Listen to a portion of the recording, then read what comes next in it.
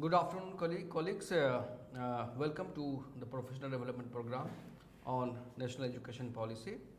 This is the 13th batch, which has started from 8th May and will go up to the 16th May 2023. I am Dr. Asgar, Assistant Professor at Staff Training and Research Institute of Distance Education, and today we are going to have 4th live lecture which is a part of this professional development program, and today we shall be discussing on National Education Policy 2020 and distance and online blended learning. So far we had 3 sessions on different themes of National Education Policy, and this is the very special and very relevant topic as per the educational environment, technological development in the higher education sector and the school education sector as well. Many of us have gone through the National Education Policy 2020, which has been divided into 4 parts, and part 3, chapter number 24, page number 58 of the National Education Policy specifically talks about online digital education and how online distance education going to ensure equitable and accessible education for all, and emphasis has been given on teaching and learning through online and blended and distance education. So to discuss on this topic, we have a very renowned expert resource person with us, Professor Santosh Panda. But before we invite him formally, let us also inform you that in this batch number 13th, we have 3,170 participants, and let us also inform you that this batch will be concluding on the 16th May, and the test for this professional development program will start from 14 मई से आपका test जो है का link जो है खोल दिया जाएगा, और 14, 15, 16 3 दिन आपको समय मिलेंगे जो डिस्कशन फोरम है, जिसमें 15 वस्तुनिष्ठ प्रकार के प्रश्न होंगे, MCQs, वो आपको अटेम्प्ट करने हैं. उसके बाद जो है 35 MCQs होंगे जो आपका टर्म एंड जो टेस्ट होगा उसके लिए. तो 15 क्वेश्चंस आपके डिस्कशन फोरम में होंगे और 35 क्वेश्चन जो है MCQs आपके टर्म एंड एग्जामिनेशन में होंगे, और दोनों आपको क्लियर करना है so that you can get the certificate of completion of this professional development program. और जहाँ तक लिंक की बात है, तो जहाँ आपके लर्निंग मटेरियल्स अवेलेबल हैं स्वयं प्लेटफॉर्म पे, उसके नीचे लिंक दिया हुआ है, उसी लिंक पे जा करके आप ये दोनों टेस्ट पे अपेयर हो सकते हैं. लेकिन इसको याद रखें कि ये टेस्ट आपका 14 मई से खुलेगा. 14 मई के बाद ही आप टेस्ट में अपेयर हो सकते हैं. एक और सूचना आपको दे दें before we introduce our resource person and invite him formally, कि जैसा हमारा प्रैक्टिस रहा है पहले कि ये आज का डिस्कशन और लेक्चर जो है 2 भाग में बटा हुआ होगा.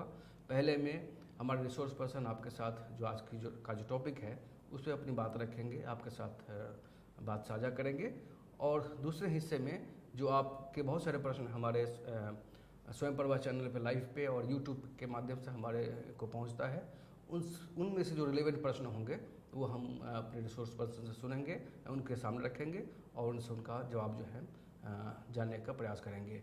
सो with these words I welcome our resource person professor Santosh Panda. Before we invite him, let me introduce him first. Professor Santosh Panda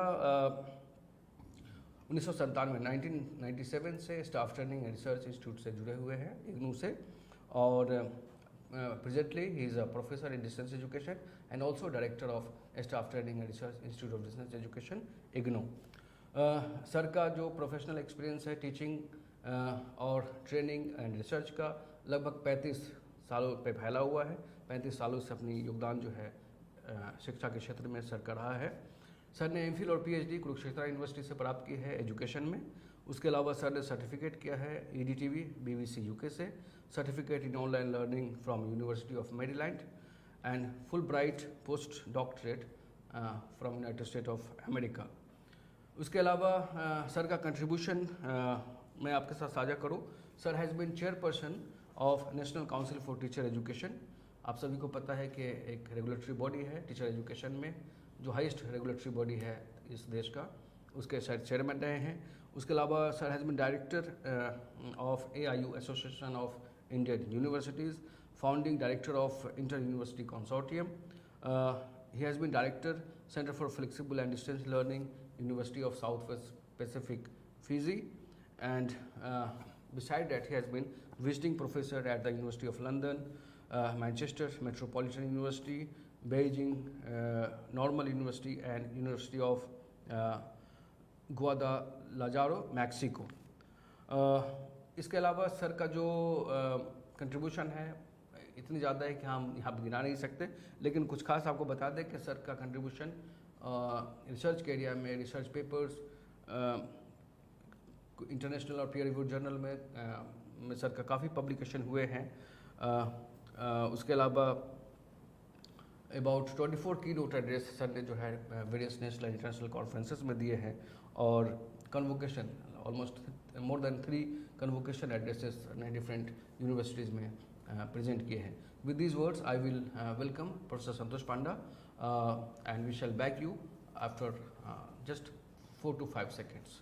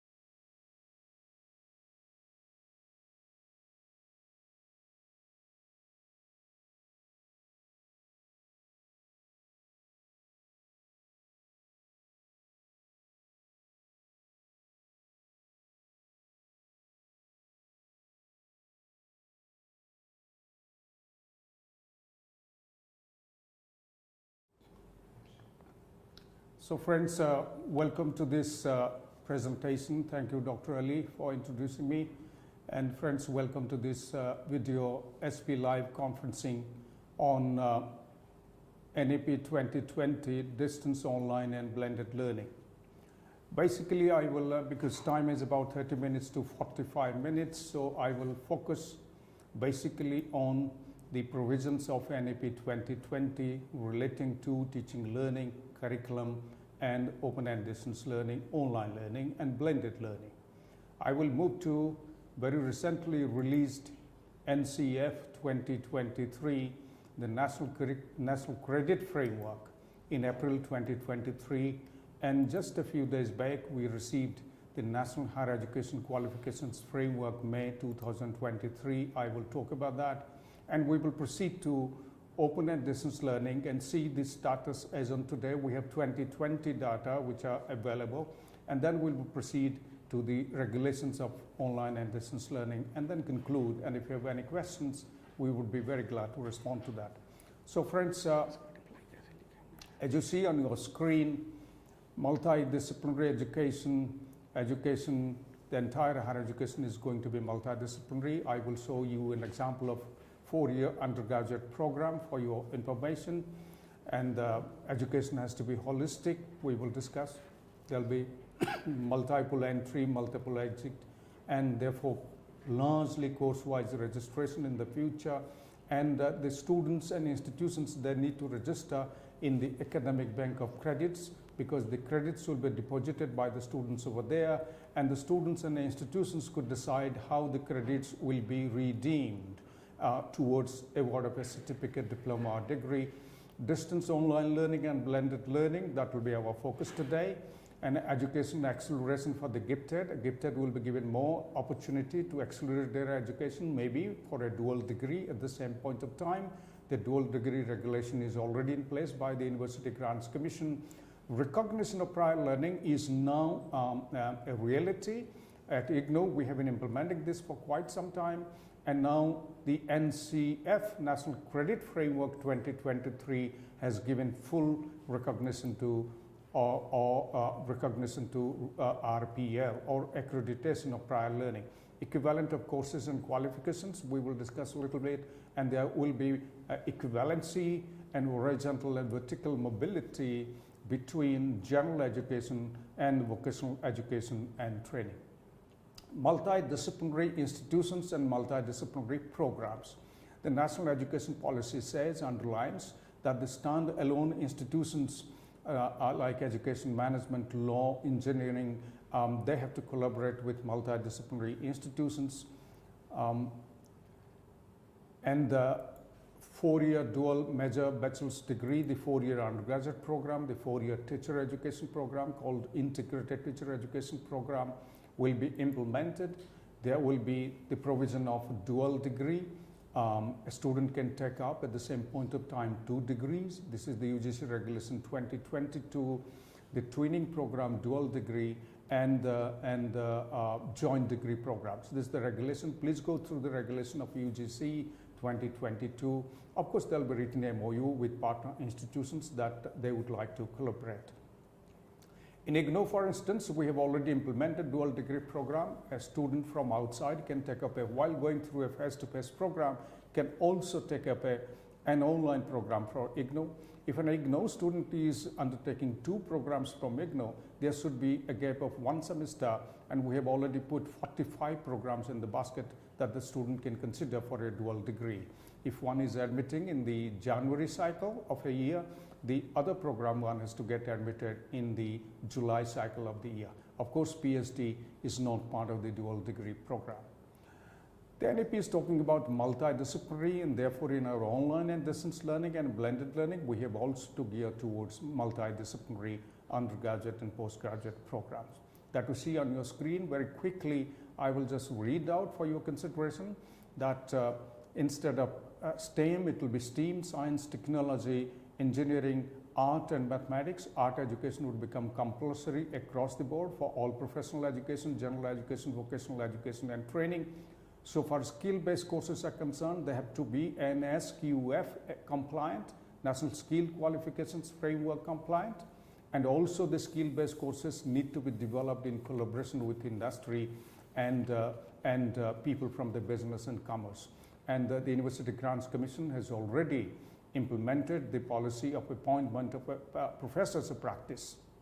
Those professors who may not have a PhD but have an equivalent experience and qualification in relation to the work in the commerce industry and business sector, and therefore they are the best people who could be facilitating design, implementation and evaluation of skill-based courses. Multiple entry and exit, I will show you an example from the NEP-2020 and especially the UGC regulation which has come up this month. Finally, it has come up. Community engagement and service will be also compulsory part. Some credits have to be given there.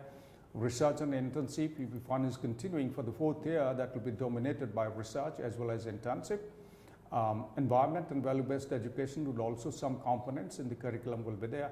Indian art, culture and language, which is becoming gradually highlighted by the NEP 2020 and varieties of curriculum frameworks that are coming up, including the University of Delhi, which has implemented already a 4-year undergraduate program.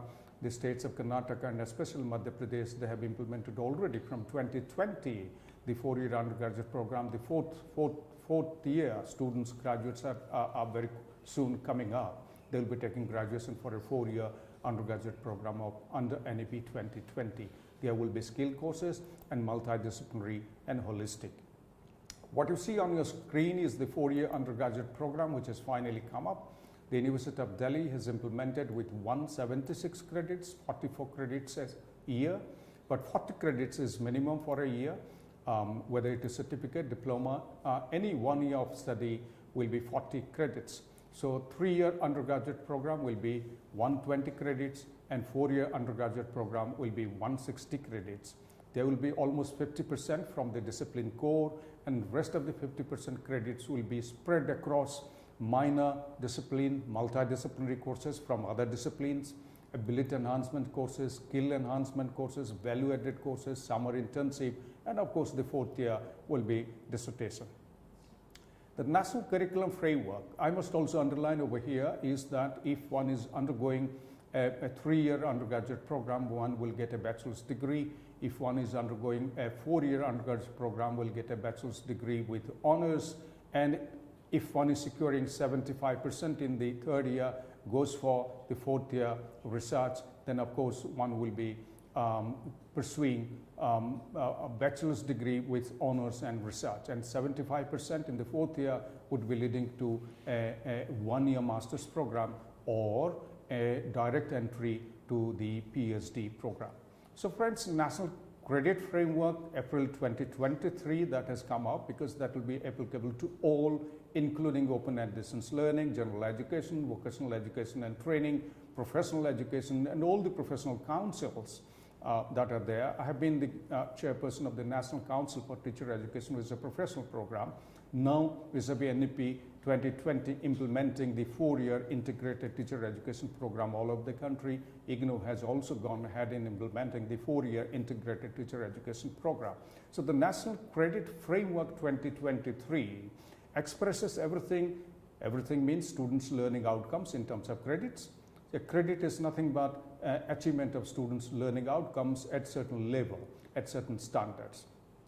Learning or courses have been divided into 3 kinds: academic learning, vocational and skill-based learning, and experiential learning, as also on-the-job training. So friends, there will be 3 kinds of learning and 3 kinds of courses, or within the courses, 3 kinds of learning will be recognized, and therefore credits will be expressed in terms of 3 types: academic, vocational, and experiential or on-the-job training. There will be credit accumulation, storage, transfer, and redemption through the academic bank of credits. And there will be a seamless movement between the things are coming up, the formulation, because vocational education and general education is still standing apart in the country as parallel streams.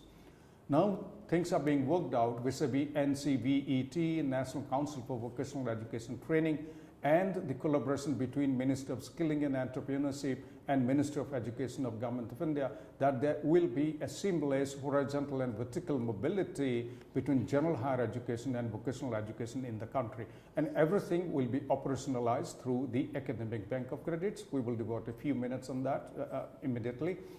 What you see on the screen at the footnote is that the students in the academic bank of credits in the country, almost 3.2 million or 32 lakh students have got admitted, out of which 2.1 million or 21 lakh students or more than that are from IGNOU. And in IGNOU, those who have already loaded their credentials, means their certificates and so on and so forth through an identification number, ID, are almost 5 lakh students who have uploaded. And there is an alumni portal in IGNOU, and all institutions need to develop their alumni portal. An URL is given there, the UGC video from the chairperson of UGC and the authorities from the Academic Bank of Credits. It's almost a 2-hour video, and if you'd like to see that, please see that how Academic Bank of Credit is actually technologically, functionally, managerially, and academically gets implemented. The National Curriculum Framework basically says up to grade 5 of the schooling, there will be 800 to 1,000 hours of teaching and learning. Grade 6 onwards, it will be 1,200 hours. There will be 40 credits a year, and therefore 1 credit will be 30 hours. How 30 hours? I will discuss that. More than 1,200 hours a student can take in a year. So I as a student, or you as a student, you can take 1,200 hours, which is 40 credits, which is the minimum in a year. But also you can do additional 40 credits, and therefore dual degree is very much possible. A student can simultaneously pursue 2 academic programs, and therefore in a year complete 80 credits, 40 credits for one program, 40 credits for another program. Excuse me. There is also a formulation that how to calculate credits in terms of hours of teaching or learning. 1 hour of theory, whether it is taught in the classroom or it is studied through self-learning material or there is an online collaborative learning, 1 hour of theory will be equivalent to 2 hours of practical and 3 hours of experiential learning. Let us get into higher education qualifications framework, which is compliant to National Skill Qualifications Framework and which is coming under both NSQF and National Higher Education Qualifications Framework. They are coming under the recently promulgated National Credit Framework 2023. So the NSQF 10 levels have been brought down to 8 levels. As I said already, up to level 4 is covering school education. Level 4.5 onwards is higher education up to level 8, which is PhD.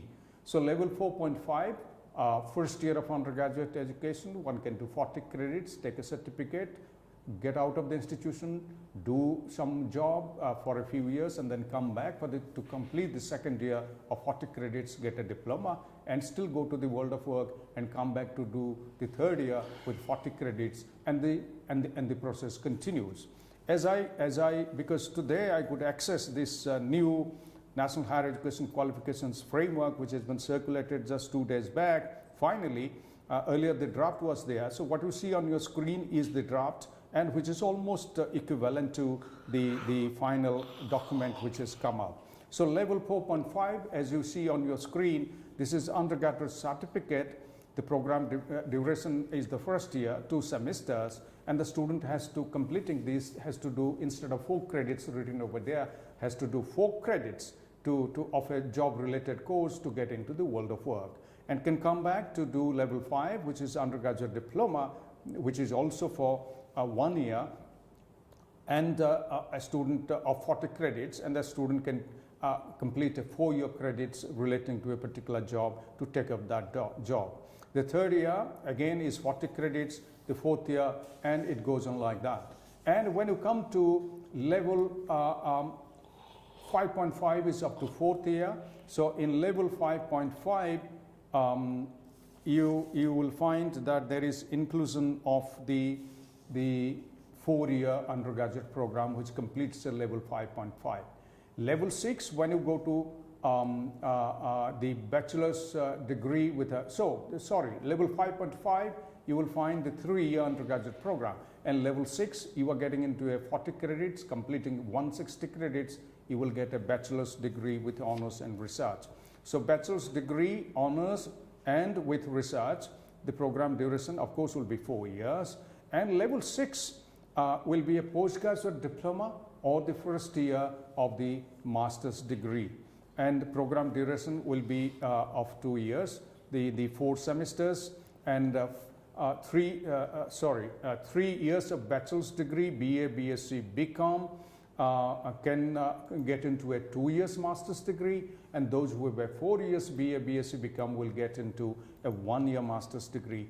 So level 6.5 is the master's, and level 7 is the master's degree, including ME, Masters of Engineering, or MTech, or and the entry qualification will be BE and BTech. And of course, level 8, as you see, is the PhD, doctoral degree, which is 3 to 6 years, and every year for PhD also there will be 40 credits. This is what you see on your screen is 2016 regulation on the SWAYAM platform. This is the National SWAYAM online course platform. Up to 40% of the credits that any institution and students can decide that 40% of the credits a student can take from the SWAYAM online courses, and 60% of credits will be taught within the classroom, and the degree would be awarded. So many institutions have come forward to implement this.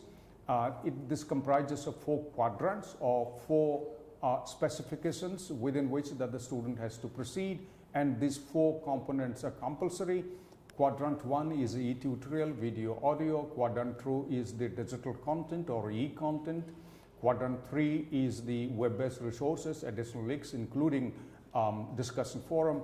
And quadrant 4 is the self-assessment, which is largely matching questions, sorting questions, multiple choice questions, quizzes, and so on and so forth. For the MOOC, if you are developing a MOOC, or your students will be undergoing these MOOCs from the SWAYAM platform, one will find the course modules and credits, the module itself, an introduction, learning outcomes, video, content, examples, graphics, activities, self-assessment, web resources, and finally assessment. So friends, NEP 2020 says that the entire higher education would be getting into what is called a blended learning. There will be hardly an exclusive face-to-face institution, an exclusive distance or exclusive online. So there will be combination of three kinds of learning or educational delivery, and an institution will decide how they will adjust or allocate their credits, curriculum credits into these three categories. There will be some components of self-learning with mentoring support provided by the professors. So some of the credit hours will get into self-learning, and those may not be repeated in lectures and so on and so forth. The face-to-face could be largely hands-on experiments, practical labs, and tutorials and discussions, seminar, apprenticeship and internship. And there will also be a component of online collaboration. Some of the credits can be transferred or allocated to online collaborative learning by the students, and this will basically involve discussion forum, online discussion forum with mentoring support by the teachers, the problem-based learning or project-based learning, portfolios and assignments, and such other possibilities.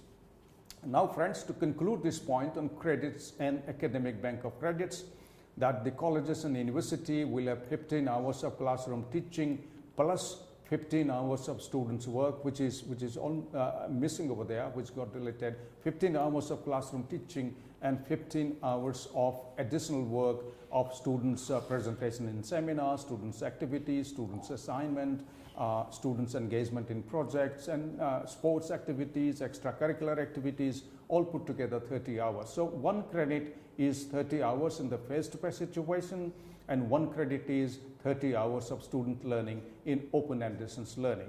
So therefore, one credit is 1 hour of teaching per week for 14 weeks period, or 2 hours of practical, or 2 hours of distance learning for 12 to 14 week semester, or 3 hours of experiential learning over 14-week semester. So therefore, one credit for 1 hour of teaching will be equivalent to 2 hours of practicum, will be equivalent to 3 hours of experiential learning by the students to undertake any activity, a field study, or if you would like to transfer credits, recognize that transfer credits from on-the-job training, somebody is already on the job and would like to join a program of study, then you could do a national assessment for that and allocate credits for that learning which has already taken place in that class and transfer those credits.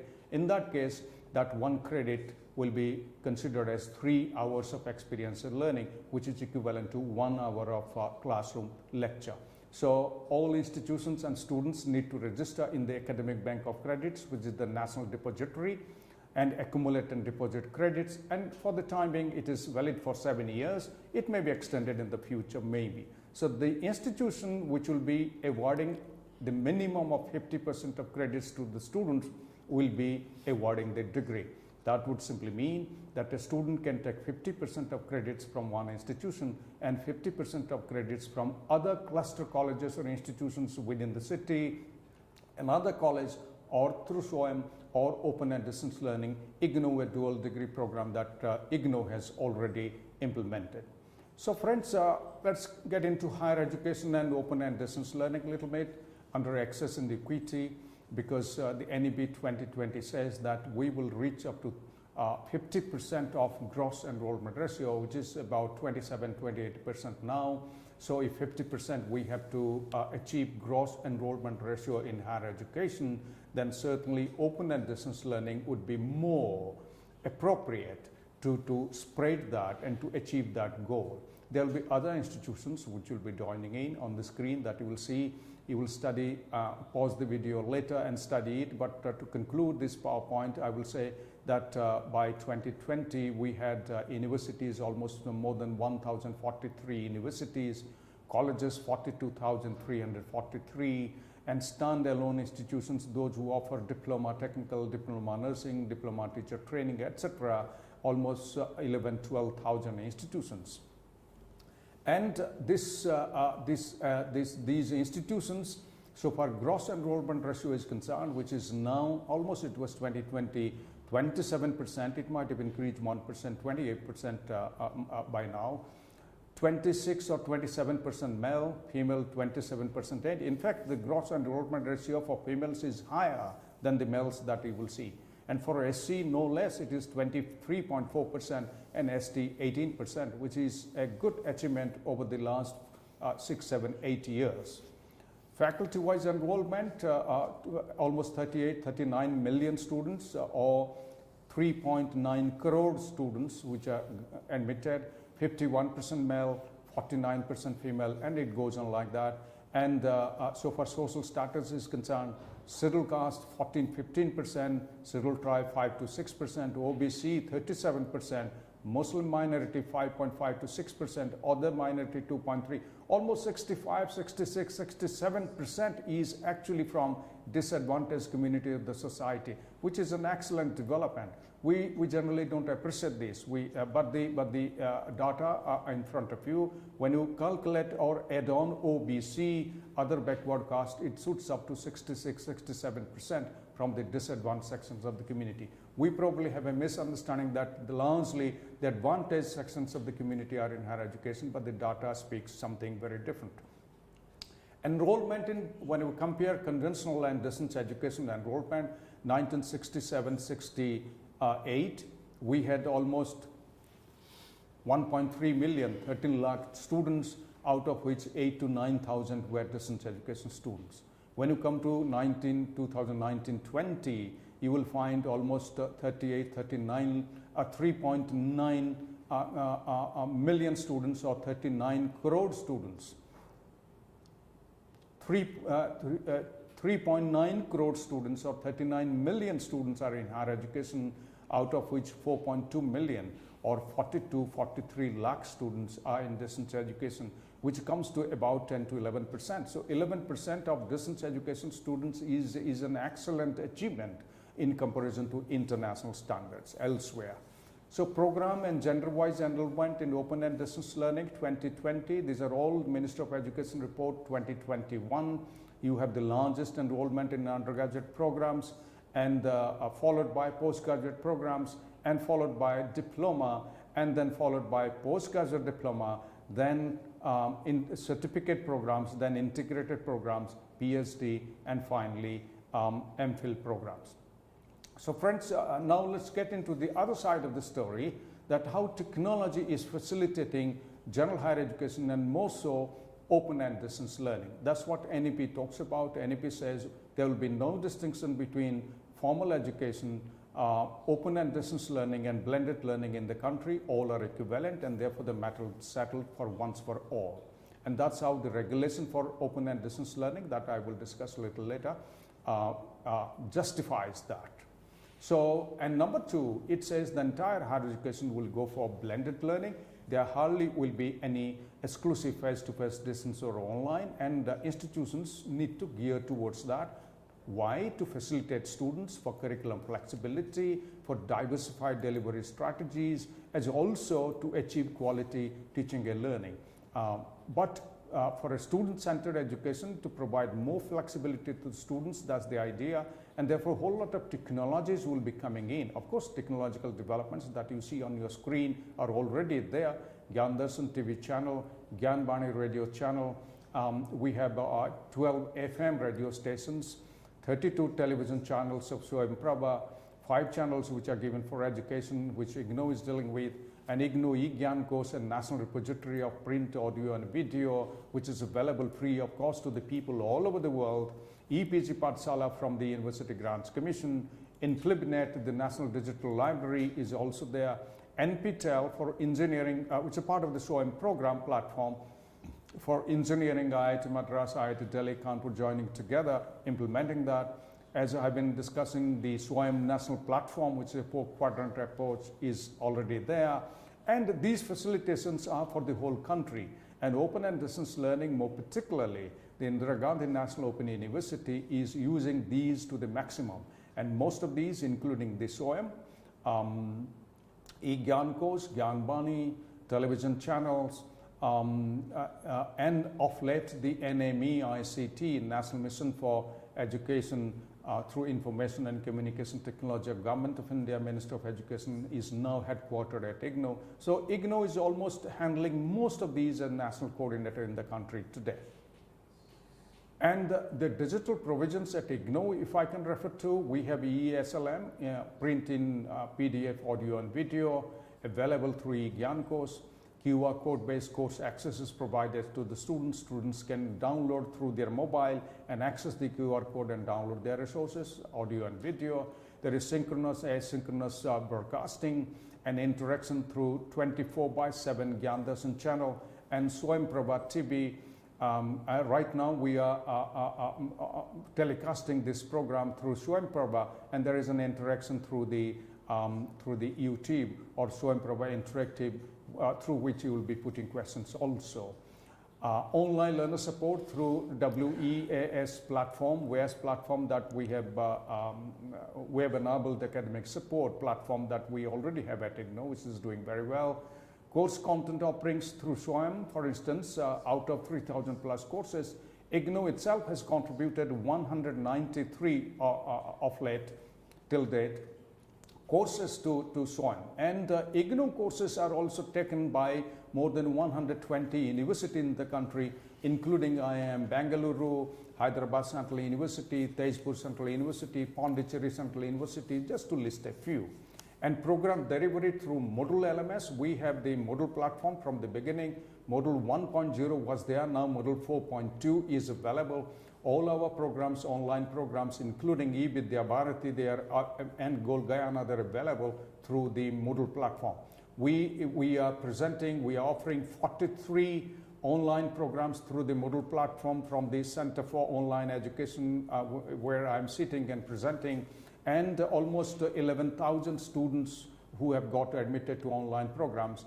And if I talk about international students, we have almost 65,000 cumulative international students. Almost 2,000 students get admitted every semester, and which is largely through online program. And eVidya Bharati has significantly contributed to almost 15 countries in the world, contributed to enhancement of online programs, including MBA online, which is of late offered by IGNOU. Now let us get a little bit into next 5 minutes or so into the regulations that are available for online and distance learning. We are still expecting that in future we will have a regulation for blended learning, which will cover distance learning, online learning, face-to-face education, flipped classroom, which you would call as blended learning. I hope that that will come up in the future. That will then, because now we have the national credit frameworks, the only one credit framework in the country, and therefore NSQF, National Higher Education Qualification Framework, and National School Education Qualifications Framework, all are submerged into the national credit frameworks. So given that, and it will be easy for us to develop a national blended learning regulation which will be applicable to, which will be largely a technology-enabled learning regulation for face-to-face, distance, vocational, general, professional education in the country. So friends, so far regulation is concerned, 2017, as you see on your screen, 2017, the open and distance learning regulation was promulgated on 23rd June 2017. The first, second, third, and fourth amendments have come up and until June 2019. Please go through the ODL regulation 2017. Followed by, we had in 2018 UGC online regulations. Unfortunately, the Honorable Vice Chancellor of IGNOU has been chairing these committees of the University Grants Commission to develop these regulations. That was notified online in 2018 by the Gazette of India, which was amended in January 2020. The UGC ODL online regulations combined came up in 2020. That was notified in September 2020 by the Gazette of India. That led down in the Lok Sabha in 2021 and Rajya Sabha in 2021. And this is called an UGC ODL programs and online programs regulation amendments 2021, which came up in July 2021. And then the second amendment came up in July 2022. What it talks about, that which kind of institutions will be eligible for offer of online and distance programs. The university is referred to under Clause F of Section 2 of the UGC Act 1956 will be eligible, and institutions deemed to be university under Sections 3 of the UGC Act 1956 will be eligible. So these two kinds of institutions will be eligible for this. Also, those institutions have to be accredited by NAC with a minimum score of 3.01 on a 4-point scale, or they may be in the top 100 in the university category of NIRF, National Institutional Ranking Framework, for at least once in the last 2 preceding cycles. Open universities, they only need NAC accreditation, and therefore almost all open universities are going for NAC accreditation now. Many have already got. IGNOU has got a double plus. The Ambedkar Open University has got a double plus, and it is going on. New open universities are required to obtain NAC accreditation within 1 year of their becoming eligible for accreditation by NAC, and therefore almost all open universities are gearing towards that. And by the way, I would mention through this regulation that IGNOU has been exempted. That would simply mean that IGNOU has been empowered, that without going through the presentations and examination accreditation by the Distance Education Bureau of University Grants Commission, IGNOU can independently decide and offer its distance learning and online learning programs. That freedom has now been provided to IGNOU, which is an excellent achievement, I must say. The programs under these regulations which are not allowed, that you see on your screen, especially programs which are offered by the professional bodies, which involves a large-scale, complex, hands-on experiment and skill development. Engineering, law, medical, agriculture, horticulture, pharmacy, dental, sports, MPhil and PhD. Of course, MPhil and PhD distance learning is not allowed. What are the conditions for offer up these programs as per the regulation? That undergraduate, postgraduate and postgraduate diploma of 2 years duration, because diploma is 1 year and certificate is 1 year. 40 credits, as I have already noted earlier, through the National Credit Framework 2023. A certificate is 40 credits, 1 year. A diploma is 40 credits, 1 year. And a postgraduate diploma is 2 years duration of 80 credits. Therefore, friends, postgraduate diploma, postgraduate and undergraduate, these programs application need to be made to the Distance Education Bureau of University Grants Commission. Those who are offering certificate and diploma programs, they will not be applying to DEB, because they can offer certificate and diploma programs on their own. They would need not go through the presentation and approval by the University Grants Commission. Disciplines in which already same program is being offered in the conventional university has to be offered in distance or online, ODL mode. And the condition is that at least one batch has already passed out. If you do not have a face-to-face program, you will not be allowed to offer in open and distance learning.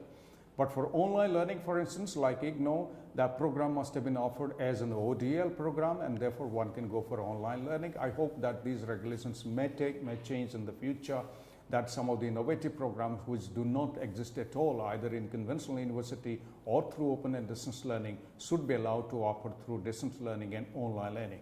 So 5 years certificate or diploma programs recognized by higher education institutions after approval by statutory body.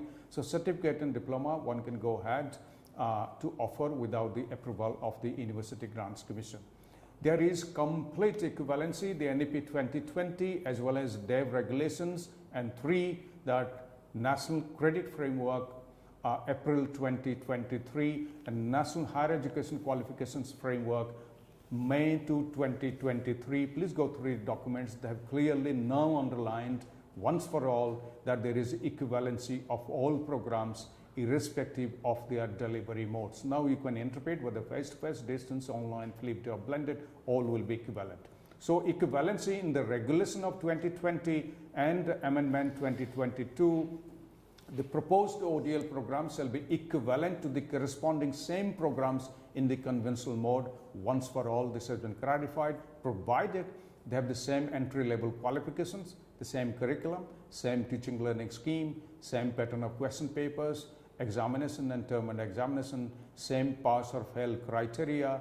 Similarly for online, this is for ODL programs, for the face-to-face. Similarly for online mode, proposed online programs shall be equivalent to the corresponding same program in the conventional or open and distance learning mode. Meaning thereby, to conclude this point, so far regulation is concerned, friends, that face-to-face, ODL and online programs are equivalent provided they follow certain conditions mentioned over here. The faculty requirement, the open universities, they need to have minimum 3 faculty full-time at associate professor, assistant professor level for a program. In case of dual mode universities, they will have 2 faculty members full-time dedicated, but at the professor, associate or assistant professor level. In case of undergraduate program, postgraduate programs, which is offered in the same discipline, say BA Sociology and MA Sociology, if undergraduate and postgraduate programs are offered in the same discipline, 5 faculty members instead of 6 will be needed. So 3 double is 6, but 6 minus 1, so 5 will be needed. For dual mode universities, instead of 4 faculty members, 3 faculty members will be needed if the same program is offered both undergraduate and postgraduate level. There will be a prerequisite of self-learning materials in print, audio, video. So self-learning resource materials are compulsory for offer of open and distance learning and online learning programs. For open and distance learning mode, the preparedness level at the time of submission to the University Grants Commission should be, for an undergraduate program of 3 years, the first 2 semesters material should be ready. For a postgraduate program of 2 years, the first year program should have been ready. For a postgraduate diploma program of 2 years, the first year self-learning material should have been ready, and one has to provide an evidence and proof of that and upload into the website of these examination and assessment and approval portal of the Distance Education Bureau. For the online learning mode, that for undergraduate programs of 3 years, the first 3 semesters should be ready. Instead of first 2 semesters, first 3 semesters should be ready. Postgraduate programs, the first year will be ready, and for postgraduate diploma over 2 years, the first year SLMs should be ready. So for online platform is concerned, the NEP-2020 says that the institutions can go for, in fact, it encourages institutions to go for their own online platforms. Many universities, including IGNOU, they are offering online programs through Moodle, which is an open source software and 0 cost, because this is an open source, free of cost software. But to design and develop that, one has to invest some money. So for online platforms, the regulation says that one can go through offer of online programs through the government or the public SOAM platform, national platform, or one can offer that through one's own institutional online learning platform, or specifically the Moodle. So the broad provisions would be there, as you see on your screen. The user and course management system, this is called a learning management system, LMS should be there. There should be provisions for collaboration and communication. There will be assignment and quiz management and accessibility across devices, security and privacy. And there are 25 parameters given over there. Please go through the regulation annex 9 of that. So friends, to come to the conclusion of our presentation, the National Assessment and Accreditation Council talks about, so far ODL and online learning program accreditation is concerned, assessment and accreditation, you see 8 indicators which are listed over there. The curriculum aspects, the teaching, learning and evaluation, research, innovation and extension, infrastructure and learning resources, learner support and progression, governance, leadership and management, institutional values and best practices, and overall SWOT analysis, strength, weakness, opportunity, and challenge analysis has also to be presented. And there are processes available already. Go through the dev website that how to make an application, what process to go through. And till date, out of 19 open universities, almost 2 are coming up with their programs. All open universities are offering open and distance learning programs, and almost all are offering online programs. And IGNOU is a leader of that. In the ODL and online learning programs, and almost 110 institutions in the country, dual mode universities, in one way or the other, are offering online approved programs and ODL approved programs. There will be many more institutions in the country which are offering certificate and diploma programs for which they did not go through the Distance Education Bureau or UGC approval process. They have the freedom to design and develop and offer an award certificate and diploma programs. So friends, I have come to the last part of my presentation. This is your platform that you have gone through. I will encourage many of the colleagues and to go through this platform and take admission into the SWAM platform, and we are interacting. To get admitted through the Samarth platform, which our regional centers of IGNOU are doing in different states. The URL is also given there. The program is being offered through SWAM Platform Vertical 2, which is a controlled platform. The SWAM platform is an open platform. We are controlling that, and the interaction is SWAM Prabha. And COE Live is also available, COE Live. The COE Live, you can go through all these videos, preceding videos, 60 plus videos are already available over there on different aspects of NEP 2020. This is a new 2-credit SWAM platform program course, which is 2-credit course, which is being offered, sponsored by the Minister of Education by IGNOU on NEP 2020 for administrators and general practitioners of higher education in the country. The screen you see over here, this is today's screen. 1,511 have got admitted, and there have been 10,628 visits so far. This is a 1-month program, and please get admitted into this also, and encourage your colleagues to do so. These resources are available. Please go through these resources which are available in the SWAM platform.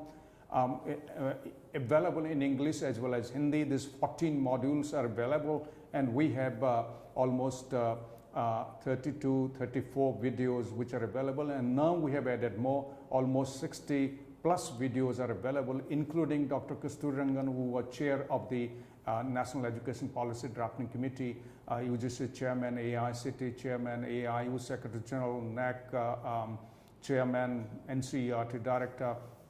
Padma Shri Professor J.S. Rajput was member of the drafting committee of NEP. Professor Kartimani, Vice Chancellor, was the member of the drafting committee. So all these our colleagues, IGNOU Vice Chancellor Professor Nageswara Rao, they have contributed, and these are available in the SWAM platform. Please go through the SWAM platform and go through these materials, print as well as video, and also join the discussion forum, as Dr. Ali said, and finally sit through the discussion forum test 30%, as well as the final test 70%, and the pass score is almost 60% or 70% is the pass score and I hope that you will all sit through the examination and pass this. So thank you very much, friends, for this excellent presentation, and I look forward to your question and responding to them. Thank you.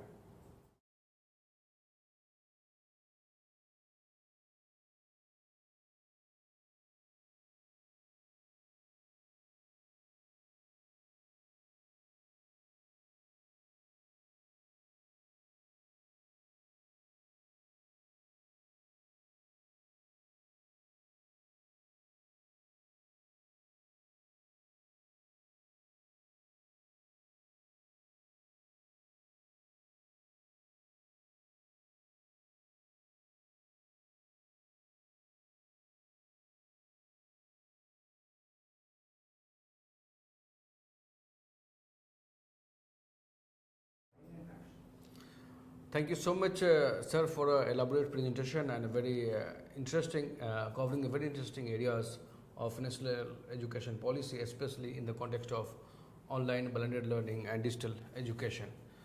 We have many questions on our chat box, but as we know that we have very limited time for this interaction, so we have selected only few questions.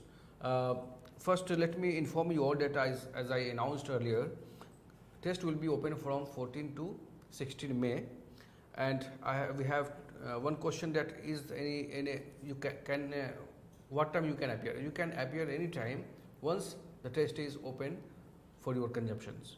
From 14 to 16, any time you can appear for the test, and you can complete the test, and there is no any time limit.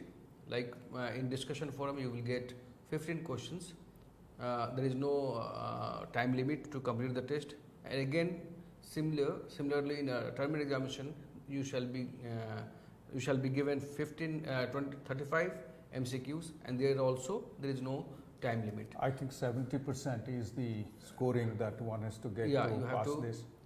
get to pass this professional development program. So one question we have getting from various participants, they are asking about academic bank of credit. How the academic bank of credit is going to be operationalized by the institutions? So friends, the situation is like this. Institutions, including yours, are gradually moving towards this. That academic bank of credit is a national depository which is meant for all institutions, colleges, universities, and standalone institutions in the country. Point number one.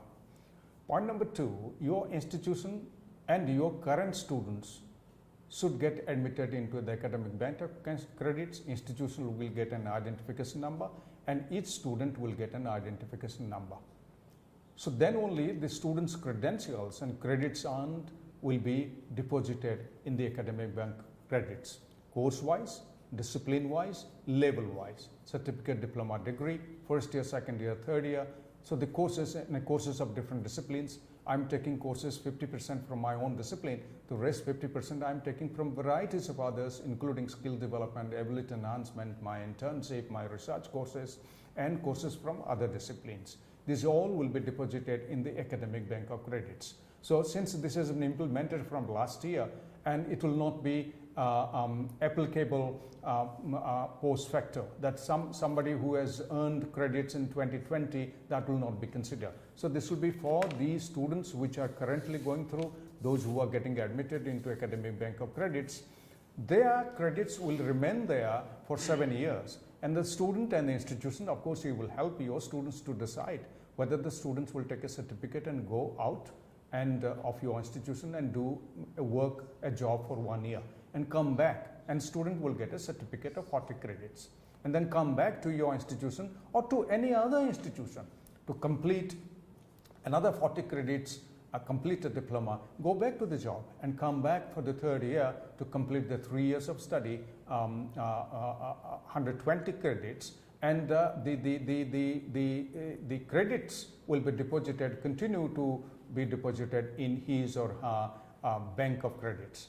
And the student will decide whether I will pursue and then complete a 3-year program or continue for a 4-year program, take the 4-year degree, or I will not come back again, I just completed my certificate and then I will do something else in the future. But if any other credits that I do from any other sources, from any other recognized institution, will be deposited in my academic bank of credits, even if I do not come back to your institution to continue this study. Tomorrow there will be therefore course-wise registration, that the students will get admitted into courses, and 50% of the credits, if your institution or any institution which offers minimum 50% of the credits to the students, will be awarding the certificate, diploma and degree. So therefore, this will be functional provided all institutions will join in. And the benefit that the students will get, that the students have flexibility to decide that how they would like to proceed. If they would like to change their discipline or stream in the future, they are studying physics but they have taken up, say, music, something, or yoga study, or computer science, or I study a language like Urdu, Sanskrit, or Hindi, or Telugu, Tamil, then I can change my area of work in the future and discipline of study in the future. From physics, I can shift to music or yoga shiksha or something like Ayush or something. I can change that and I can pursue my career in that. So that flexibility will be with the students. And number two, that the credit transfer between institutions, and since NEP has already recommended and implementation is going on, that the Indian and overseas students credit transfer would be 100% possible. There will be dual degree also possible, and joint degree would also be possible. So therefore, Indian and foreign students credit transfer will be possible provided they have got admitted into the academic bank of credits. So all these, including your employability, your flexibility in changing your area of work, area of study, and area of job in the future, and the credit transfer between institutions and across countries credit transfer. All these facilitation would be possible if your institution and your students get admitted into academic bank of credit. So it is a little technical, it will take time, especially when the credentials will be uploaded. So there are mechanisms. Please go through the UGC video, which I have given the link in my presentation, and also this is available in our website, SOM website, that please go through that, a detailed discussion and presentation on the technical aspect of academic bank of credits, that how to design, how to develop, you are not designing and developing, but you are designing and developing your process of uploading the students' registration and student credentials, digital depository, students' credentials into the academic bank of credits. So all the institutions, as my understanding is that many institutions have already started this. They have started uploading gradually. IGNOU has almost 20 lakh plus students they've uploaded. More than 5 lakh students with ID, they have credentials they've uploaded already.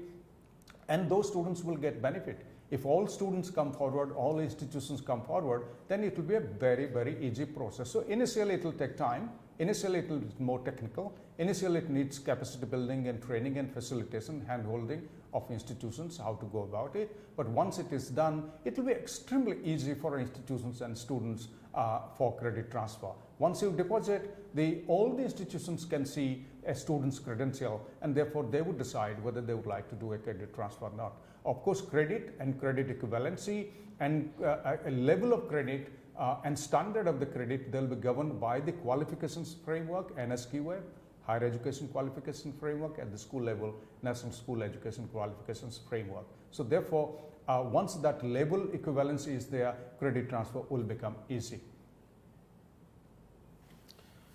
Thank you so much, sir. But before signing off, because we are running out of time, let me inform you all that as per the earlier practices, we shall be transmitting 2 recorded video lectures for all of you. पहला lecture जो हमारा just इस programme के बाद आपके लिए प्रसारित किया जाएगा, उसका टॉपिक होगा holistic and multidisciplinary education and multiple entry and exit by professor Avinash Pandey, director IUAC New Delhi. और दूसरा जो रिकॉर्डेड वीडियो आपके लिए प्रसारित किया जाएगा जस्ट इस सेशन के बाद, उसका टाइटल है changing role of faculty part 1, professor JS Rajput, former director NCERT. तो इस लाइव सेशन के बाद आप उन दोनों रिकॉर्डेड वीडियोज़ को देखिए, उससे लाभान्वित होइए. उससे आपको MCQ टेस्ट को देने में और डिस्कशन फोरम में काफ़ी सहायता मिलेगी, और ओवरऑल जो NEP के जो 2 ये इंपॉर्टेंट टॉपिक है उसको समझने में, उसको क्रियान्वयन करने में आपको काफ़ी सहायता मिलेगी.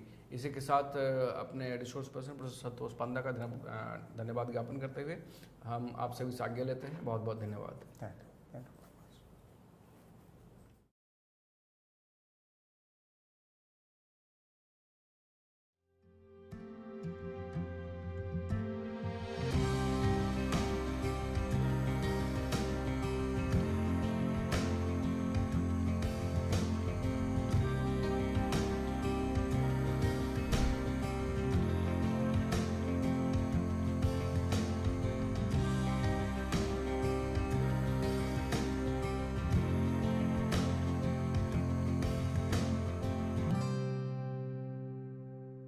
Welcome learners. Today we are going to talk about the perspectives relating to multidisciplinary education and also how it is going to affect our learning space. For me, I am currently working as director of this institute, which you could see from this visual, and this was one of the first inter-university center to look at the fundamental question that what is the building block of matter. So this is one such center which started exploring the possibilities in nuclear sciences, but later on we realized that this can be used for multi-dimensional aspects, and now the name of this center is changed to Inter-University Accelerator Center. So when I talk about the evolution of Indian higher education, if you go back to the 5th or 6th century to 5th century AD, there was Takshila, and this Takshila was established in Gandhar, which is now in Pakistan. The Vedas and also the 18 arts which included skills such as archery, hunting, and elephant lore.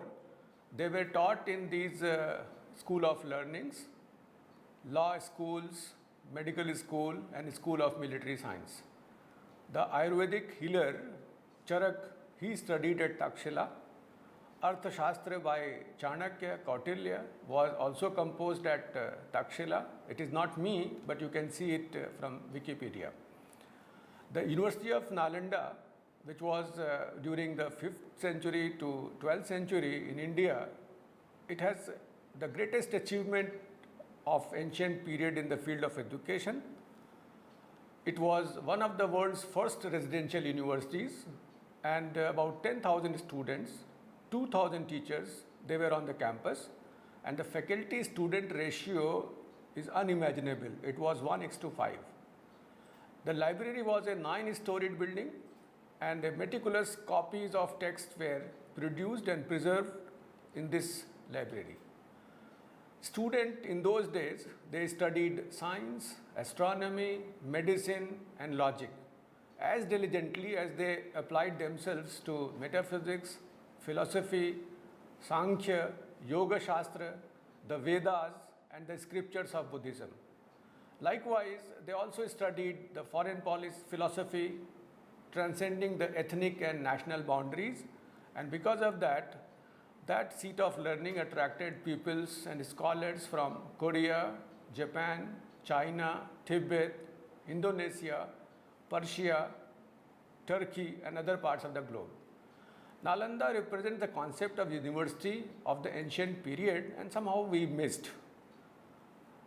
Very recently, when we started setting up the modern universities, after a large gap of 600 years, when this Nalanda University was destroyed, or you can say after the University of Bologna in Italy in 1088, after 769 years, we started setting up the seat of learnings, the modern universities, Bombay, Calcutta, Madras, and they were all founded in 1857. And then the fourth modern university, University of Allahabad, it was set up in 1887. And I am proud alumnus of this university, which was known as Oxford of the East. These universities, they began as a purely examining bodies, and the territorial jurisdiction extended to large number of territory. And later on, Indian Universities Commission was appointed in 1902, and the Indian Universities Act was passed in 1904. For example, University of Allahabad, it was under central governance, then it became a state university, and again it has been reincorporated at Central University. When we talk about a good university, so good university means teaching takes place, we teach in a good university, but a great university transforms the entire society, the psyche of a student. Because of that, the good university only produces graduates, whereas the great university produces leaders of all walks of life.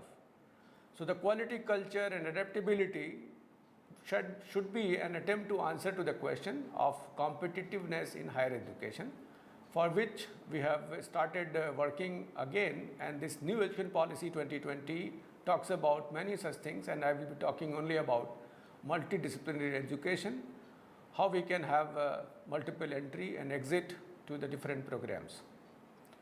Before that, why this multidisciplinarity is important, I will let you know that this is called a dawn of knowledge era, in which the science and technology has developed in such a manner that we can see the unparalleled economic growth, because of which there is a globalization, there is a competition, innovation, and also simultaneously you can see uncontrolled exploitation of Earth's resources. This 21st century is the century of knowledge, and the process of transition is not stopped, it's still going on. So whatever we did in 20th century, it was because we had a unprecedented gain in advancing human development, industrial growth, and eradication of poverty in certain regions of the world, and we can attribute all these developments, all these progresses because of technological breakthrough.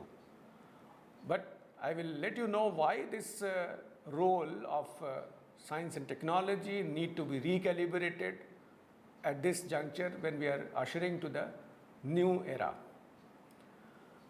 The reason being, the foremost reason is that the progress in science has been, for the most part, insular, monolithic and unitary. Why it is unitary? Why it is monolithic? Because it has progressed in a exponential rate, and that rate is about 7% per annum. Every 10 to 15 years it doubles, and every half a century you can see a factor of 10 by which it develops. In last 300 years, you can see that it has developed a million times more. And if I compare with the evolution of society, that domain is 10,000 years. So you can always notice there is a phase lag. Science and technology has developed, has evolved at a very faster pace, whereas the societal evolution has remained almost stagnant, but this phase lag has resulted into many anomalies. So when we say that scientific revolution has outpaced the social revolution, not only for a few years, but over a century now, because of that you can see many issues which are now bothering you. Maybe it is environment, energy, health, natural hazards, the species are getting extinct, the unsustainability which is in your consumption, and also because all these things you can see that inequalities are growing. The gap between haves, have-nots, those who know, those who don't know, that gap is growing, and there is a divide which did not come into sharper focus soon enough. And because of that, the paradox of our time is that despite the fact that we have spectacularly advanced in science and technology, the economic progress is unprecedented, we have improved in the quality of life, the inequalities which have grown up because of which the knowledge divide is there, and because of that you can see many of the part of the world is troubled. On the other side, without minding the scarce resources, we have started consuming at a faster rate, because of which the resources are depleting and the planet, the Earth planet, is at stress. And in very recently, this IPCC that was that recognized the climate change because of anthropogenic activities, and for which Nobel Prize was shared by IPCC and Al Gore, just to highlight that this unsustainability of our activities, which are because of our activities, human activities, the climate change is inevitable and it is going to bring many catastrophic changes in the society. This is one such example. If you visit any part of the country, you will find the water bodies which are at distress. None of the water bodies, the rivers, they are in the pure state of the form, and because of overconsumption, they have become unsustainable. Many of the cities across the world, even Delhi, that becomes gas chamber. It is difficult to survive in those days when the humidity and also this fume, the gas exhausts keep people bothered. The air quality becomes poorer, and sometimes it also helps many such problems which are due to this. So what we call, these are the effluents of the effluent. What we can do without using the single use of plastics, we are using without knowing how this is going to affect the environmental pollution, how the environment is going to get degraded. And very recently you might have also come to know that there was a foam which was floating when Eastern India people, they wanted to have a festival in Yamuna. So Yamuna was converted in a different, like we used to say it is foam filled with the foam. And many of the rivers. For example, Varanasi is known because there are two rivers, Varuna and Assi. Assi river is almost converted as a nala. So that is another issue which is bothering you, and we have to be mindful.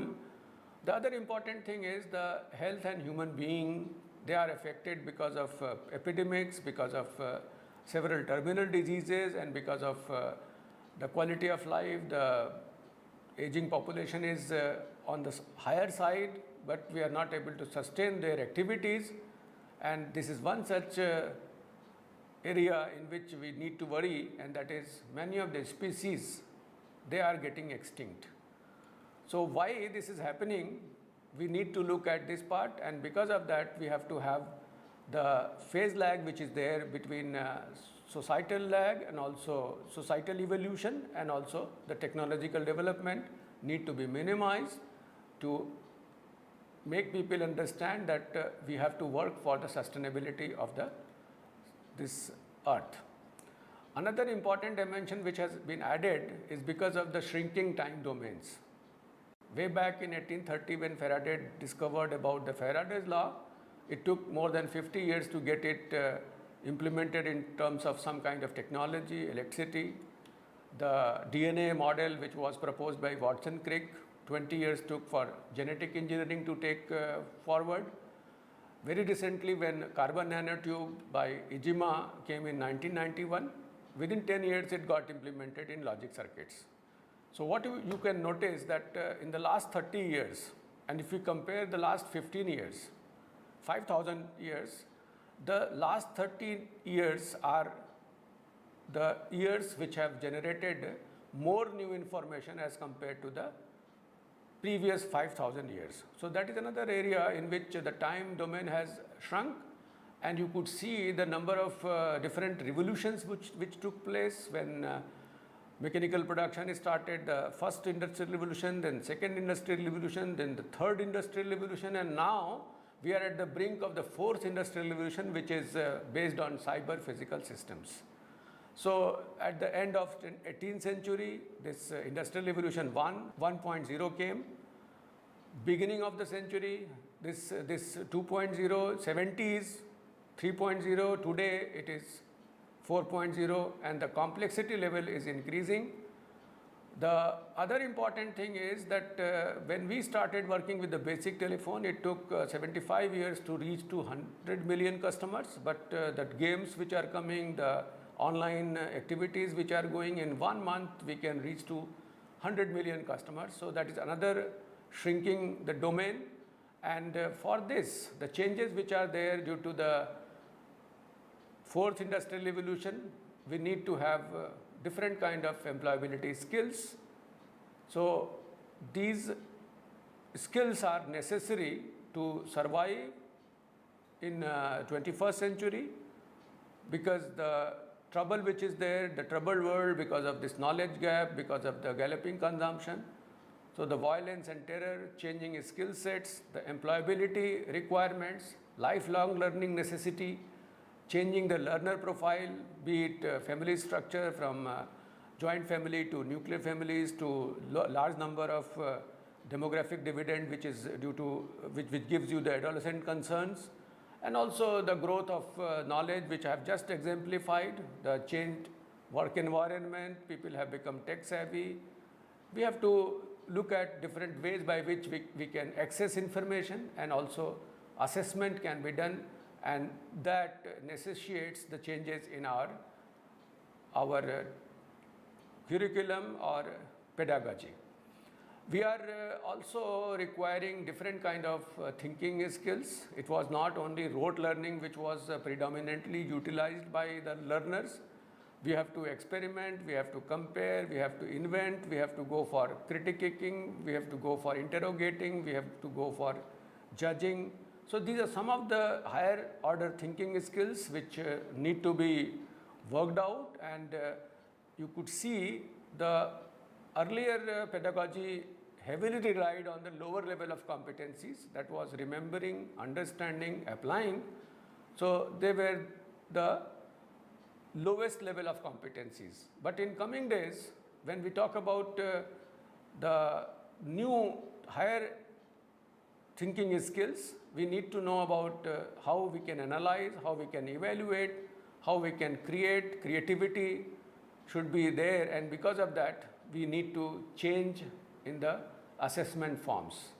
And for that, the focus in the new age science is not only addressing human needs and concerns, but also there are many opportunities which are described in form of UN Millennium Development Goals, for example, hunger, health, education, environment, that are linked with the global change research programs, that is climate change, energy issues. So the education system should be geared up to take the challenges so that this Millennium Development Goals can be attained. If you talk about human rights is composed of 5 such rights: civil rights, political rights, economic rights, social rights, cultural rights. The upper half, civil rights and political rights, are guaranteed to some extent, but the 3 other rights, which are the lower side which in this viewgram, economic rights, social rights and cultural rights, they are neglected half of the human rights. And to work with the human rights fully, we need to recognize these rights, and for that we have to deal with the sphere of human beings working, their producing, their servicing, how we are going to improve their standard of living, the quality of life, not for one person but all the persons, and also how we can deal with the cultural rights in terms of cultural sphere of life, including ethnic culture, subcultures, arts and science. So these neglected half of human rights, they are again depicted in unfinished MDGs, the Millennium Development Goals, which can be classified as social, economic and environmental. You can have this no poverty, these are the 17 millennium goals, zero hunger, good health and well-being, quality education, gender equality, clean water and sanitation. If it is economic SDGs, then affordable and clean energy, recent work and economic growth, industry, innovation and infrastructure, reduced inequalities, sustainable cities and communities, and sustainable consumption and production. Environment SDGs are also important, very much important. They are climate action, life below water, life on land, whereas 16th and 17th goals are the means of implementation of these SDGs. Now the question arises, what can science do? In the 21st century, we have to have a more inclusive view of science. It should not be insular, it should not be monolithic, it should not be unitary. And the conception that science is autonomous is now considered unsustainable. So if we do not remove the phase lag between societal evolution and also the technology development, we are going to be faced with several sustainability issues. So the new role of science talks about innovation by talking to other streams of knowledges with the science, keeping view the sustainable development part, for which we have to innovate, and for innovation we require higher thinking skills, which was missing in our sets of skills when we were simply focusing on remembering, understanding and applying some of the things. Now the science needs to shed its splendid isolation, and for that the societal engagement is required with the science. The policy linkage should be there, for which again innovation is required. So we need to have a synergy between scientific and societal progress, and that helps both science as well as society. Why? In science we get values, different methods to deal with, and different products which are sustainable. On the other side, unless otherwise society accepts the developments of the science and technology, it is equitably distributed, and also it also keeps in mind that unless otherwise it is sustainable, we are not going to use those products, or we have to minimize the uses. Then both science and society cohabit with each other, and because of that the science becomes responsible, transparent and understand the full implications of new discoveries in the context of moral and ethical values and sustainability of our planet, whereas society sheds its cynicism and skepticism about science and recognizes its centrality for human good. So that means the compartmentalization of our education system, in which those who used to study only science, or even in the sciences, the branches were divided into biological science, life sciences, or mathematical science, or physical sciences, they were not talking to each other. And the problem, or the real problem, the solution of these real problems lie at the interface of many disciplines. It is not limited to only one discipline, for which we need to train a particular segment of the society or the student by simply giving some knowledge about the know-how, or giving the technical know-how to understand the technique and apply the technique for just for the sake of applying the technique. Instead, we should have good appreciation that where several such techniques will be required, by which we can actually solve the real problem and find out the problems which are needed for the sustainable development of our country. Another important thing is that if you look at the pass percentage and also the learning outcome, if you are good at understanding, the chances of failure will be minimum. If you don't understand, definitely the student is going to fail the examination. On the other side, this quadrant also gives you kind of feeling that if you know better, if you have a good understanding, you will pass the examination. So on top, both the things are same. Like if you understand better, the chances of failure will be minimum, and chances of passing will also be reasonably good. But why I am concerned about the fourth quadrant, and that is I am being modest, that poor understanding is there, but the people are passing the examination, and that number is not less number. That is also a sizable number of people who, without understanding, they write the examination and they get the pass certificate. So that is a matter of concern for all of us, and unless otherwise we ensure that the student has understood or the learning outcomes are achieved, this will be a simple example of getting some kind of certificate without knowing much. To handle those issues which I have just summarized, the new education policy has come forward with a new vision, and that vision is nothing other than the Takshila, the Nalanda vision. When we had all these things, that this policy is talking about holistic education, the futuristic education, the flexibility in our system that gives you value-based quality higher education, promoting access, equity, affordability, accountability, and also on top of that quality.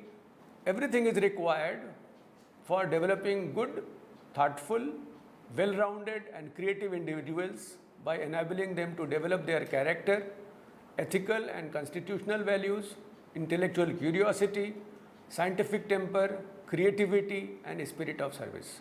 So if these are the attributes which are there, then only we can think that our education system has resulted into a student who is a good human being and can be considered as global citizen.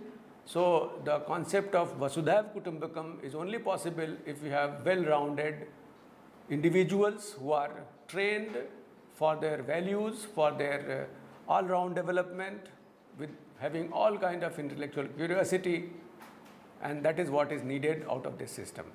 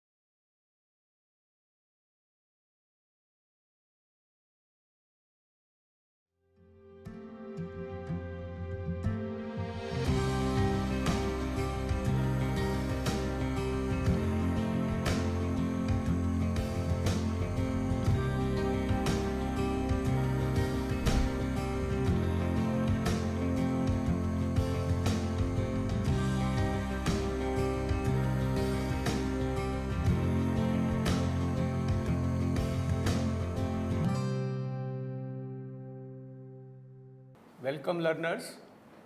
Today we are going to talk about the perspectives relating to multidisciplinary education and also how it is going to affect our learning space. So if we wish to pursue excellence in research with global and social impact, excellence in outcome-based education for globally competent graduates, excellence in professional services and social engagement, excellence in management for sustainable organization, we need to go for holistic education, and also new education policy talks about the same. So you can see these are the numbers which are still being pursued. We are going to make statutory changes for curriculum design, especially for learning outcome based framework. The faculty development programs are being strengthened, and we are going to put in place the assessment and accreditation of all the programs, all the institutions, so that the robust mechanism is put in place for formative assessment, for getting this credit bank strengthened, lifelong learning opportunity can be provided, and also learning outcome based accreditation can be put in place. That is what this policy aims at. Saying holistic development of a student on cognitive framework and also on conceptual parameters in a country that has large number of learners, we have to have technology and innovation.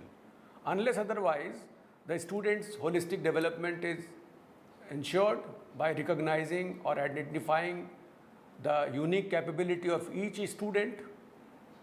We should not have any separation between vocational and academics, the general education. We have to emphasize more on conceptual understanding. To reach out a large number of students in the country, we have to use technology extensively, and post-COVID, this is one such possibility in which we can think of scaling it up.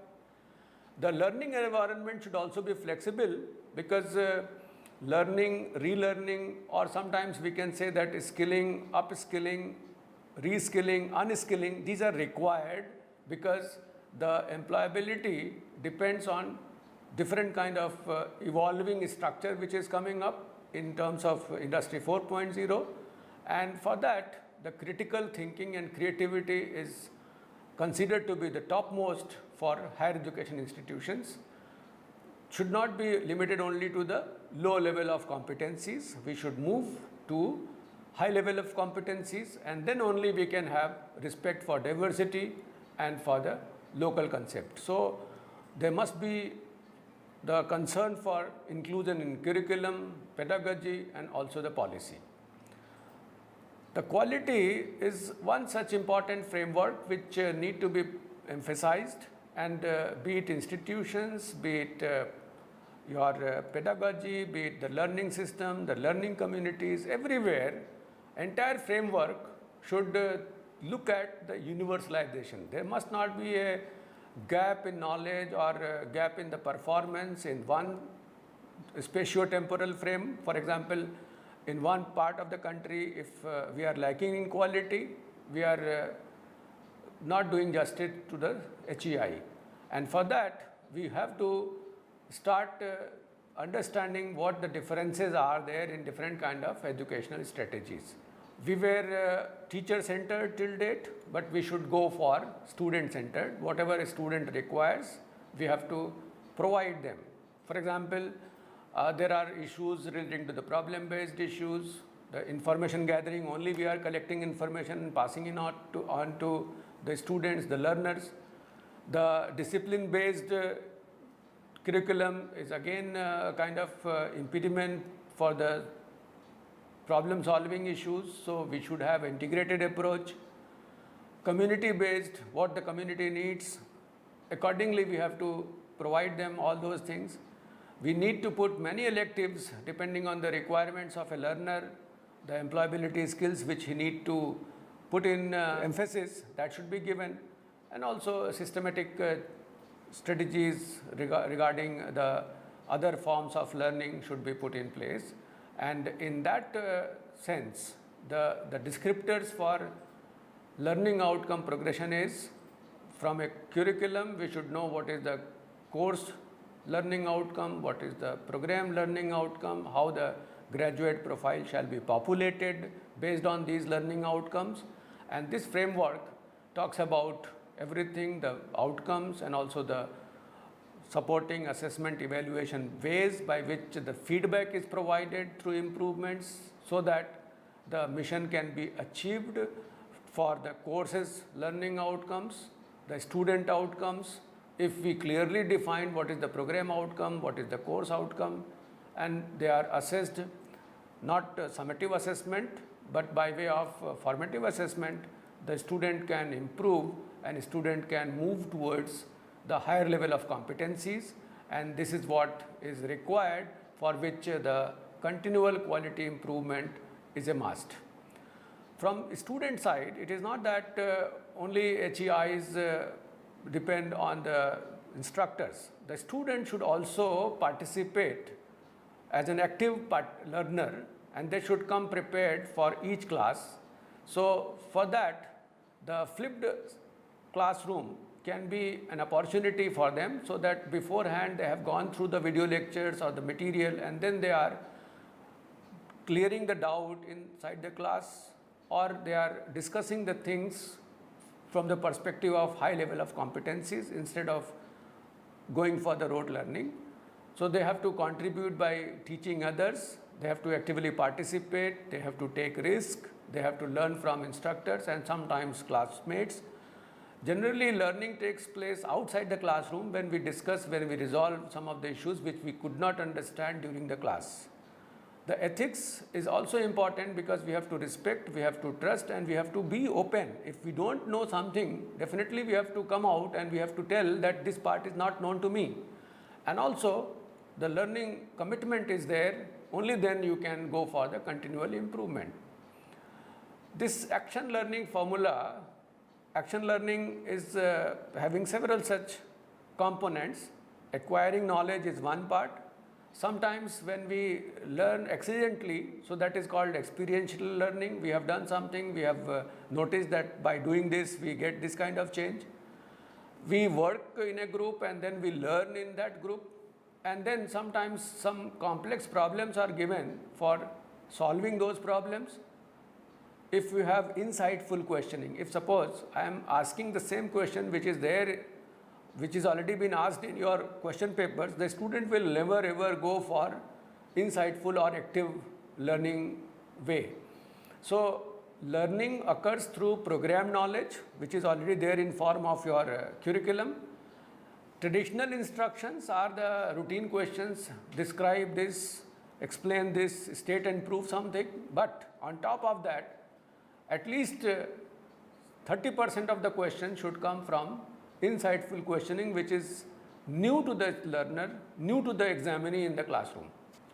So in a program outcome, I will list about A to K: ability to acquire and apply fundamental principles, capability to communicate effectively, this is the core.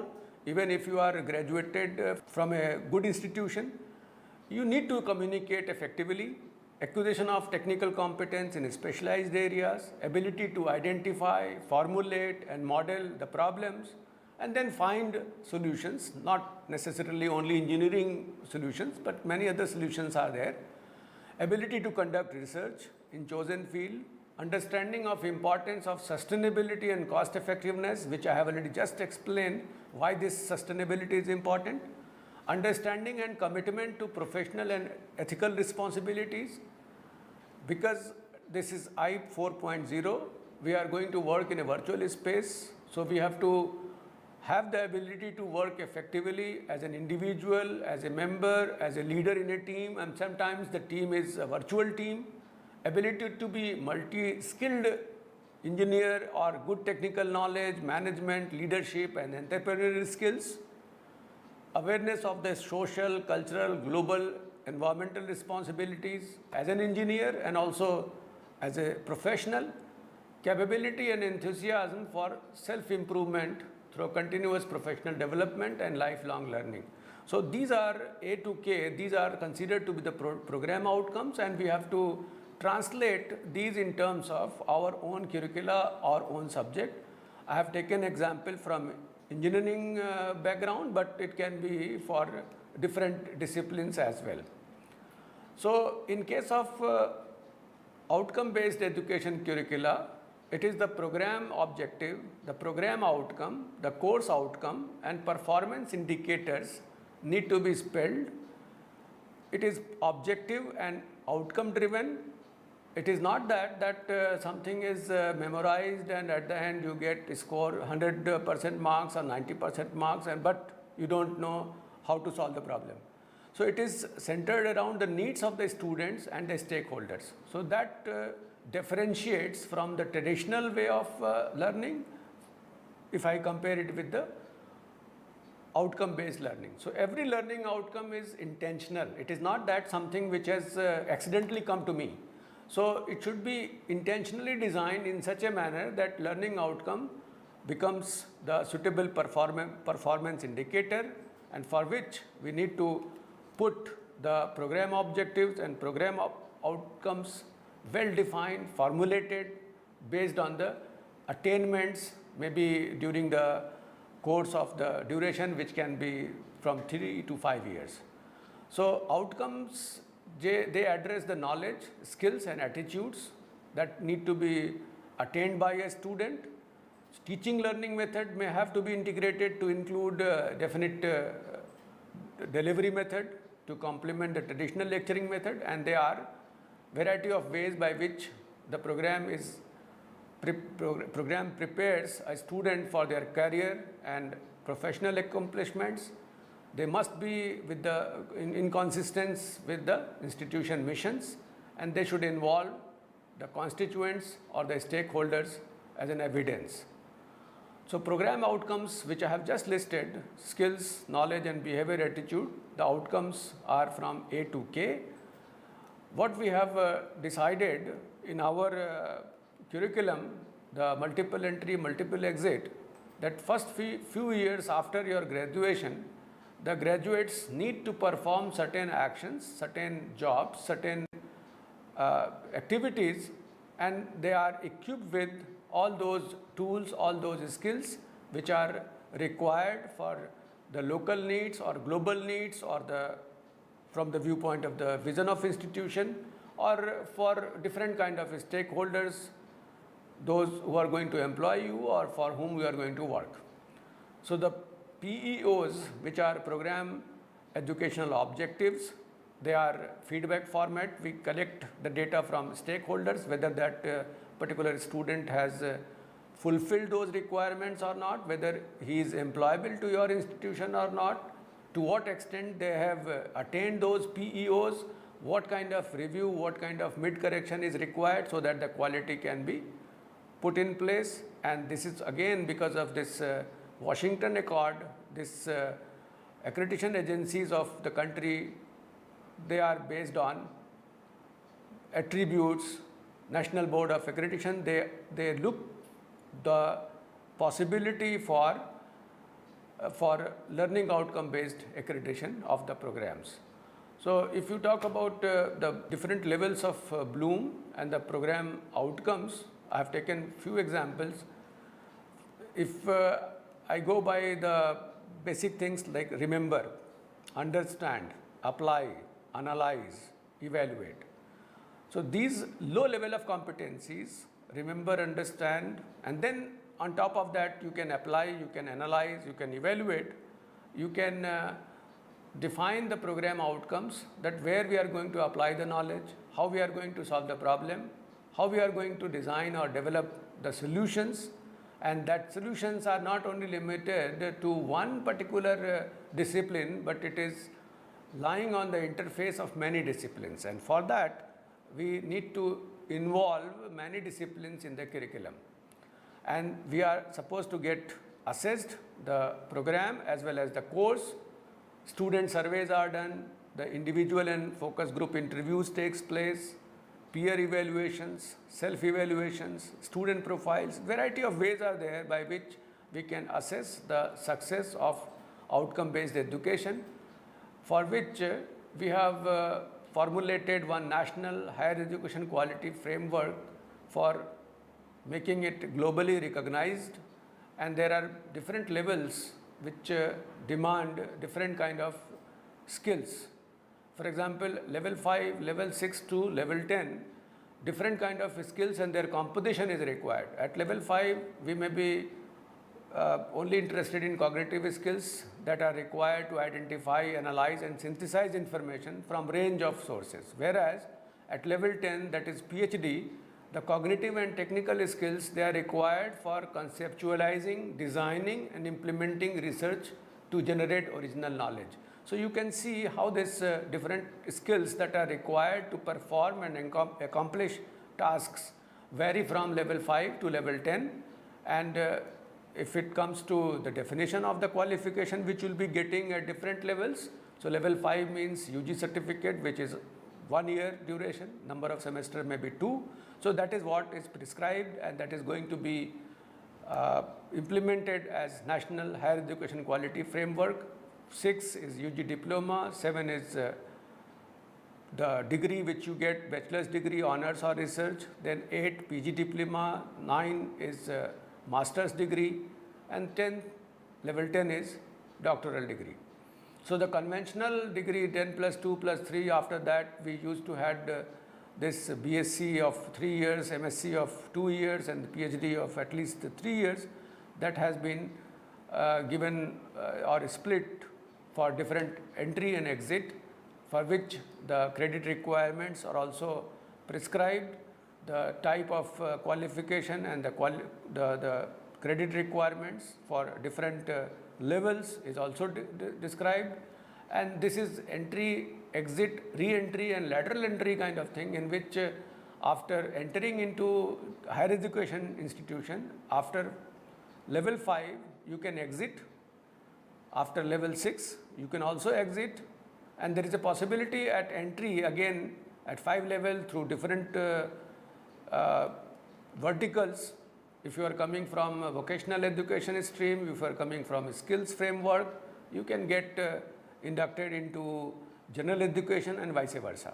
So that is what the framework prescribes you, and the efforts are being made to synchronize the skill quality framework with higher education quality framework, how they are going to get in sync, so that from one vertical to other vertical people can move, people can acquire some skills, can get some general education coursework from a university, from an institution, and the importance shall also be given to vocationalization of education, in which the practice-based curriculum, the mapping of local opportunities, courses to be offered through open distance mode, and exposure to all the vocational education can also be given to different learners. Lok Vidya, many of the things are there as a treasure in our cultural system, which we do not know how to use that Lok Vidya. That will also be made accessible to the students. The skill framework, which I have just given a framework by which we can have a lateral induction from one set of education system, from a skill framework to vocational to general education, that is also a possibility. And vocational craft, that is internship opportunity for any student who is in grade 6 to 8. They can go for different kind of vocations, be it carpenter, gardener, potters, artists. The idea behind this kind of integration is that we take a degree. Suppose I have graduated in physics, but I do not know how to change the bulb, how to make simple corrections in our electrical circuitry. So that is sometimes ridiculous, and that part need to be addressed. If I have trained somebody, have given some degree, so that graduate should justify, should be capable of having all those skills which are needed to resolve a problem which are there beforehand. So this is a schematic in which you can see, which is in the form of regulation issued by UGC, and you can see the 3 verticals which are there: the skills, vocational and general education. So we have given importance to prior knowledge. So recognition of prior knowledge is there. Some quality packs are being developed, so that if you have acquired some vocational skill, vocational education from somewhere, or you have a skill education, you have got something, or you are knowing something from your past experience, that can be counted and you can laterally get inducted into the general education system. I have given the credit details and also the hours which are required, years which are required for getting those credits, so that you can get at least something in your hand after completing 1 year, 2 year, 3 year, 4 year, which are in terms of level 5, 6, 7, 8, 9, 10. Way outcome based accreditation is why it is required, because we have to have our employable people, employable student from the perspective of global citizen. So the globalization has brought in a clear shift from education as transmission of expert knowledge to education as building learner competencies, for which learning to learn and keep learning across your entire life. So again I will repeat that learning, relearning, sometimes unlearning, and that is possible if you can skill yourself, you can upskill yourself, you can reskill yourself. So these are some of the things which need to be put in place in such a manner that entire of your lifelong learning activity, you can enjoy the learning things and also contributing to economic value in a meaningful way. To conclude, I will cite one such quote from Honorable APJ Abdul Kalam, the President of India. He wrote in his Vision to Mission in 2003 that I am not interested in listening to 100 ways by which it cannot be done. Can you tell me one way in which it can be done? If I am authorized, I will remove the word impossible. So a student after graduating, what he should learn, that he should remove the word impossible from his dictionary, and that is only possible if he has trained his mind in such a manner that he is looking for a solution, not for an excuse that I cannot solve this problem because I was not taught in my class or it was not in my curriculum. So that should not happen, and that is only possible if we have this holistic education, and in which we have to swim, which we have to dive, not as a learner but also as a teacher, as a stakeholder of higher education system, in which you have to take part in your world, and that world is education system, higher education system in the country.